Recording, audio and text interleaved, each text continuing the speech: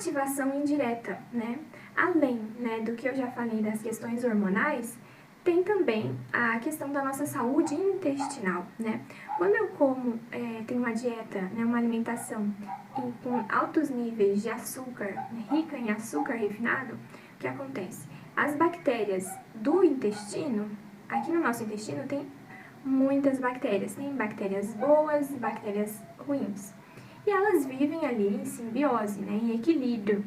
Quando eu tenho essa desbiose, é o quadro que nós chamamos quando aumenta as bactérias ruins do nosso intestino, né?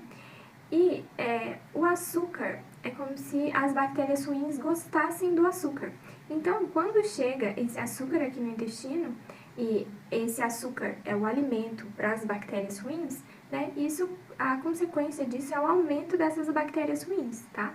E quando a gente tem a desbiose, esse aumento dessas bactérias ruins, acontecem vários outros problemas aqui no nosso intestino, como a hiperpermeabilidade intestinal, né? Quando eu tenho as células do intestino, são todas juntinhas, né?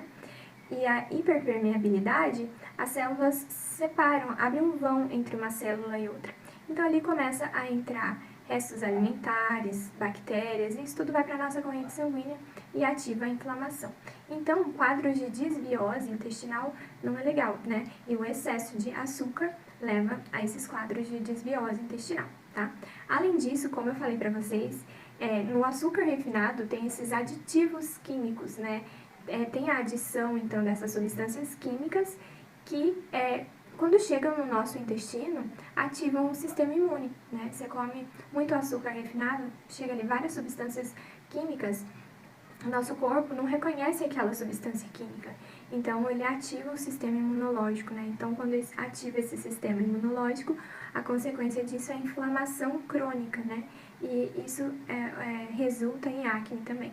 Então, é essa a ativação indireta, né, do açúcar em relação à acne. Então, recapitulando, né, nós vimos até aqui que a acne e o açúcar têm relação direta e indireta, né? Então, o açúcar altera os níveis hormonais, o açúcar leva à desbiose intestinal e também essas cargas tóxicas, né, que vêm ali junto com os aditivos químicos que estão nesse açúcar refinado, gera, né, a ativação do nosso sistema imunológico.